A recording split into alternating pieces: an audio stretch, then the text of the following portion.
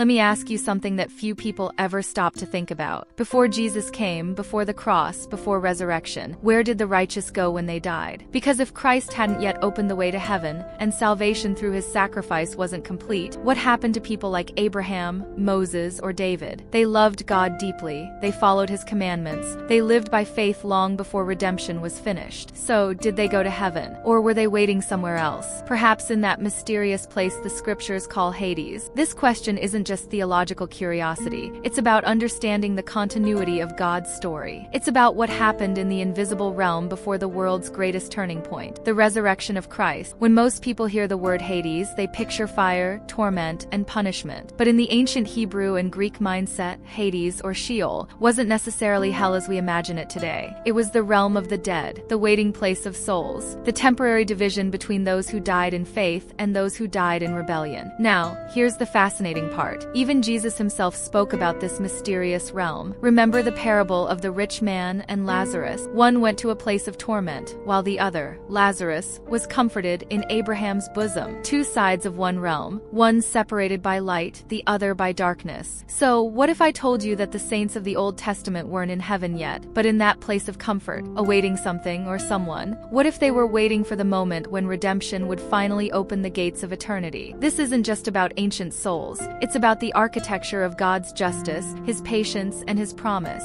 It's about what happens in the silence between promise and fulfillment, between the cross and eternity. So today, let's step beyond dogma and imagination. Let's go deep into what the scriptures and early traditions suggest about where the righteous went before heaven was opened, into the hidden mystery of heaven or Hades. To understand what happened to the righteous before heaven was opened, we first have to enter the ancient mindset. In the Hebrew scriptures, long before Greek philosophy and modern theology, the word used for the afterlife wasn't heaven or hell, it was Sheol. For the people of Israel, Sheol wasn't a place of fire and torment. It was the shadowed realm of the dead, the underworld, yes, but not necessarily a place of punishment. It was described as a place below, a land of silence, of stillness. Everyone went there, kings and servants, saints and sinners alike. It was where the living ceased to act, where their deeds were remembered but their voices went quiet. Think of it as the waiting room of eternity. Not yet judged, not yet rewarded, just waiting. For the righteous, Sheol was not torment, but it also wasn't communion with God's presence. It was separation, a kind of spiritual sleep, as many prophets described it. Job spoke of it when he said, "If a man dies, shall he live again? All the days of my appointed time will I wait, till my change come." David spoke of it too. "You will not abandon my soul to Sheol, nor will you let your Holy One see decay." He was pointing forward, to the one who would one day break those gates open. But until that moment came, Sheol remained divided. Over centuries, Jewish thought began to describe two regions within it, one for the righteous and one for the wicked, a place of rest and a place of torment. These weren't the final destinations, but temporary states, waiting for something bigger to happen. The righteous side was often called Abraham's bosom, a place of peace and comfort, reserved for those who had died in faith, trusting God's promises though they hadn't yet seen their fulfillment. They were not in heaven yet, but they were kept safe within God's mercy. The other side, often referred to simply as Hades or Gehenna in later texts, was a place of spiritual separation and anguish. There, the souls of the unjust waited for judgment. This understanding is crucial, because when Jesus died and descended into what Scripture calls the lower parts of the earth, he wasn't going to suffer more. He was going to proclaim victory. He was stepping into Sheol to complete what centuries of faith had been anticipating, redemption fully realized. So, before heaven was open to humanity, there was this vast, invisible holding place, half comfort, half darkness, where souls waited for history's turning point. And that turning point came at the cross. Now we arrive at the most pivotal moment in this story, the death of Christ. Most people think of the cross only in terms of forgiveness, but there's a profound cosmic action that happens after his death, an event that reshaped the destiny of all who had died in faith. Scripture tells us that Jesus descended into the lower parts of the earth. This phrase has puzzled theologians for centuries, but its meaning is staggering. He didn't descend to suffer. He descended to liberate, to proclaim victory to those who had been waiting in the righteous side of Sheol, the place of Abraham's bosom. Imagine the scene. Centuries of faithful souls, from Abraham to David, waiting in quiet expectation. They had lived and died trusting God's promises, but never fully seeing them fulfilled. And now, the Messiah steps into that realm, not as a visitor, but as the one who opens the way. This is what Paul describes in Ephesians. He led captivity captive. The righteous dead were not left in limbo. They were brought into the fullness of what God had promised. In that moment, the gates of heaven, previously closed, began to open. The waiting ended. Salvation history caught up with itself. But notice something important. This wasn't a wholesale elevation of everyone. It was a targeted redemption. Those who had died in faith, those who trusted God despite never seeing the resurrection in their lifetime. The unjust remained in their place of separation, awaiting judgment. This moment reveals something profound about God's justice and mercy. It shows that even before Christ, God had a plan for his people, a plan that transcends time. The saints of the Old Testament weren't abandoned, nor were they experiencing heaven as we imagine it now. They were preserved, comforted, and awaiting the ultimate fulfillment. And here's a thought to hold on to. The story of heaven and Hades isn't just about places, it's about timing. God orchestrates history in a way that every promise is fulfilled, every act of faith recognized. Even those who walked the earth long before Christ's arrival had a place in the grand narrative, safe, valued, and ultimately liberated. Here's where the picture becomes even more vivid. Before Christ's resurrection, the faithful of the Old Testament were in Sheol, in Abraham's bosom, a place of comfort but not full communion with God. Heaven, as we understand it now, was not yet open to humanity. The eternal dwelling with God required the work of the Messiah. After Christ descended into Hades and led the righteous captive into victory, something profound happened. The way to heaven was fully open. Those who had died in faith could now enter the fullness of God's presence. The saints were no longer waiting in an intermediary realm. They were brought into the eternal light they had hoped for across centuries. This distinction is key. The Old Testament faithful were always saved by grace, by their trust in God's promises, but their experience of salvation was different from ours today. It was anticipatory. They were saved in hope, not yet in the direct, intimate experience of heaven. After the resurrection, salvation becomes both immediate and eternal, a personal, unbroken communion with God. Think about it like a bridge. Before Christ, the righteous stood on the bank, looking across the river of death, knowing there was something greater on the other side but unable to cross. The Messiah came, laid down his life, and built the bridge. Now the saints could cross. That bridge wasn't just for them. It was for all humanity, past, present, and future. And here's something remarkable. This doesn't diminish the faith of those who died earlier. Their faith was powerful precisely because it was trust without seeing. They believed in promises not yet fulfilled. Their journey shows that God values faith, patience, and hope, even in the absence of visible reward. So, when you think about heaven and Hades, remember, it's not just about physical places. It's about the unfolding of God's plan across time. The saints of the Old Testament didn't miss out. They were waiting for the perfect moment when history, redemption, and divine timing converged. Now let's bring this story close to home. Understanding where the saints of the Old Testament went is not just history. It's a lesson for our own spiritual journey. Because just like them, we live in a time of waiting. We face uncertainties, delays, unanswered prayers, and the tension between God's promises and the reality we see. The saints of Abraham's time trusted God without seeing the fulfillment. And when Christ came, their hope became reality. That tells us something powerful. Faith is always acknowledged, even when the reward seems distant. Waiting doesn't mean being forgotten. It means being prepared for God's perfect timing. Think of your life like theirs. Each challenge, each season of uncertainty is part of a larger story. You may feel like you're in a spiritual Sheol, a place of waiting, but that doesn't mean God is absent. It means your faith, your trust, and your perseverance are shaping the ultimate outcome. And here's a comforting truth. Just as the righteous dead were brought into heaven after Christ's resurrection, we too have access to God's presence now, through faith in Him. The gap between hope and fulfillment has been bridged. Salvation is no longer just anticipatory. It's immediate, personal, and eternal. So when you think about heaven and Hades, remember this. God's timing is perfect. Waiting is not punishment, it's preparation. Faith is never in vain. And the promise of communion with God, which the saints of old longed for, is now ours through Christ. Let this reflection encourage you. Whether you feel like you're in a period of waiting, doubt, or uncertainty, know that your trust in God is never wasted. You are part of the same story of redemption, a story that moves from promise to fulfillment, from anticipation to eternal reality. In the end, the journey of the Old Testament saints reminds us that God's plan is patient, precise, and faithful. And if He kept His promises then, He will keep them for you today.